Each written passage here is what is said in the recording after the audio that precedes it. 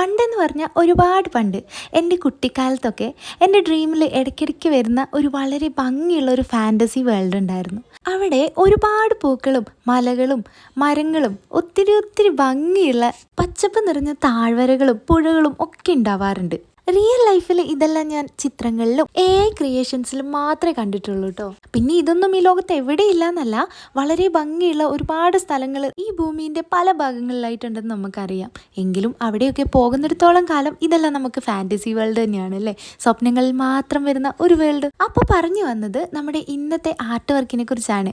ഒരു കാർഡ് ബോർഡിൽ ഇതുപോലെ ഒന്ന് ചെയ്തെടുക്കാൻ കുറച്ച് ദിവസമായി വിചാരിക്കുന്നു. ഒരുപാട് കളർഫുൾ ആക്കിയില്ലെങ്കിലും ഉള്ളത് കൊണ്ട് ഞാൻ ചെയ്തൊരു കുട്ടി വർക്കാണ് കേട്ടോ ഇത്.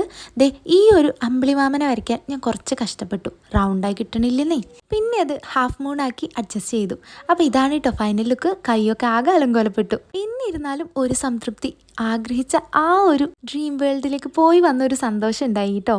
ഇതുപോലുള്ള എക്സ്പീരിയൻസ് എന്നെ പോലെയുള്ള ഫാൻറ്റസി വേൾഡിൽ ജീവിക്കുന്ന ആരെങ്കിലുമായിട്ട് റിലേറ്റഡ് ആണെങ്കിൽ താഴെ കമൻറ്റ് ചെയ്യാൻ മറക്കരുത്.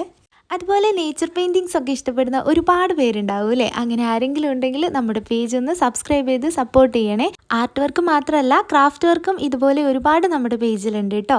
അപ്പോൾ വീഡിയോ ഇഷ്ടമായാൽ ലൈക്ക് ചെയ്യാൻ മറക്കരുത്, സബ്സ്ക്രൈബും ചെയ്യണേ.